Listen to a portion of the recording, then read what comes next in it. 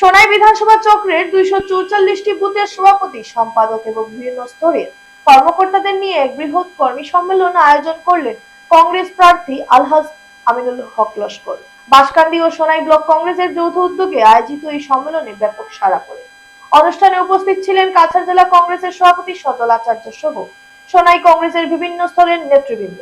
কর্মী সমর্থকদের ভিড়ে সভাস্থল পরিণত হয় এক প্রাণবন্ত রাজনৈতিক মঞ্চে। সভায় বক্তব্য রাখতে গিয়ে জেলা সভাপতি সজল আচার্য সোনাই এলাকার উন্নয়ন প্রসঙ্গে বর্তমান বিধায়ক করিমউদ্দিন বরভূইয়ার কাজের তীব্র সমালোচনা করেন। তিনি অভিযোগ করেন এলাকায় প্রত্যাশিত উন্নয়ন হয়নি এবং সাধারণ মানুষের সমস্যা উপেক্ষিত রয়েছে। অন্যদিকে কংগ্রেস প্রার্থী আমিনুল হক লস্কর তার বক্তব্যে বলেন, দল গত 2 বছরে আমার উপর যে দায়িত্ব অর্পণ করেছে আমি তা নিষ্ঠার সঙ্গে পালন করেছি। তিনি আরো অভিযোগ করেন, বিরোধী এজিপি প্রার্থী সম্প্রতি দলীয় টিকিট পেয়ে সাম্প্রদায়িক রাজনীতিতে লিপ্ত হয়েছে। বর্তমান বিধায়কের সমালোচনা করে তিনি বলেন, উন্নয়নের কাজ ছেড়ে তিনি দিল্লি দিসপুরের সরকারের চামচাগিরিতেই বেশি ব্যস্ত ছিলেন।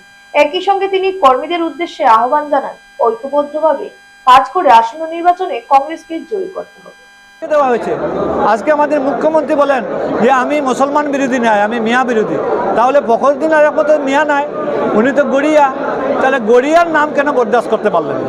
আজকে বিপ্লব শর্মা কমিশন বলছে, আজকে যেটা আমাদের আসাম সরকার, যেটা মানে আসাম একাডার সহায়তারা অনুচ্ছেদ খিলঞ্জিয়া সম্বন্ধে একটা কমিটি করেছিল বিপ্লব শর্মা কমিশন।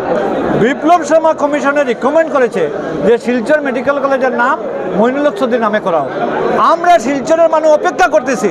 মইনুল হক চৌধুরী সাহেব সোনাইয়ের বিধায়ক যদিও হতে পারেন, কিন্তু সোনাইয়ের মইনুল হক চৌধুরী সাহেব সমস্ত বরাক উপত্যকার একজন বিকাশ পুরুষ। মইনুল হক চৌধুরীর নাম কবে শিলচর মেডিকেল কলেজে হবে নাম? বিপ্লব শর্মা কমিশনের নাম যেটা সবগুলা সরকার ইমপ্লিমেন্ট করতেছে, কেন আপনার শিলচরের মেডিকেল কলেজের নাম বিপ্লব শর্মা কমিশনের রিকমেন্ড মতো মইনুল হক চৌধুরীর নাম করা হয়নি? যেখানে নাম করা হচ্ছে না আর যার নাম আছে ওই নামটা মুছে দেওয়া হচ্ছে, ওই কথাটা, এইসব ব্যবহারটা বরাক উপত্যকার মানুষ, হিন্দু মুসলমান যারাই আছেন তারা ভালো করে দেখতেছেন না। এর জন্য দেখবেন কীভাবে কংগ্রেস দলের প্রার্থীরা জিতেন।